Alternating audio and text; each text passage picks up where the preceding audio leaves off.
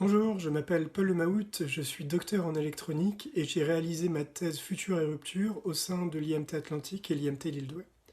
L'objectif de ma thèse était d'étudier la possibilité d'utiliser le nez électronique comme outil d'aide au diagnostic de maladies et notamment des insuffisances rénales. Pour cela, il faut réussir à détecter dans l'air exhalé différents marqueurs caractérisant la maladie. Dans le cas des insuffisances rénales, l'ammoniac est le marqueur ciblé. On utilise donc le principe du nez électronique, qui est de combiner une matrice de capteurs non spécifique avec des algorithmes permettant d'associer une empreinte de réponse à un état clinique. Alors, plusieurs résultats découlent de mes travaux. D'abord, on a conçu un premier prototype de nez électronique pour un coût d'environ 100 € permettant de mesurer différentes plages de concentration d'ammoniac correspondant au stade de l'insuffisance rénale. J'ai également développé un algorithme permettant d'atténuer les effets des dérives des capteurs. Le vieillissement de ces capteurs est un phénomène difficilement prévisible. L'algorithme basé sur du renforcement permet de maintenir une précision de classification de plus de 80% après 13 semaines contre moins de 50% si rien n'avait été fait. Enfin, des mesures ont été réalisées sur de vrais patients au CHU de Lille. On a demandé à des patients en stade terminal de la maladie de souffler en début de dialyse et en fin de dialyse dans un sac. Ces sacs étaient ensuite vidés sur notre prototype de nez électronique. Cette figure montre l'empreinte de réponse des capteurs avant et après la dialyse pour 2 patients.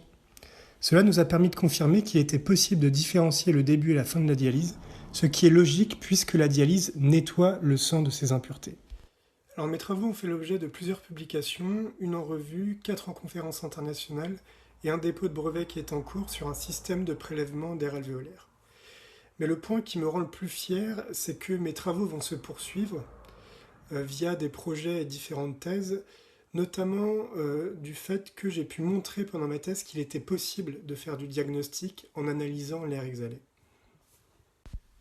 Il y a notamment le projet européen PATAKOV qui a démarré et dont le but est d'une part de trouver les marqueurs du cancer du poumon et d'autre part trouver les capteurs adaptés à ces marqueurs. D'une manière générale, la thèse m'a apporté beaucoup.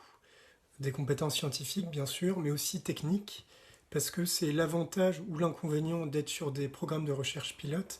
Il a fallu que je conçoive moi-même les différentes cartes électroniques, les différents programmes de traitement de mesures pour réaliser mes travaux. C'est aussi très enrichissant de travailler sur 3 laboratoires différents, à Brest, à Douai et au CHU de Lille, avec chacun des compétences et une culture scientifique qui est différente. Donc il a fallu jongler avec ces différents univers pour être le plus efficace possible. Donc toutes ces compétences vont m'être utiles pour la suite de ma carrière, que je vais continuer dans le privé cette fois, toujours dans l'analyse de l'air, mais cette fois pour la qualité de l'air intérieur et extérieur.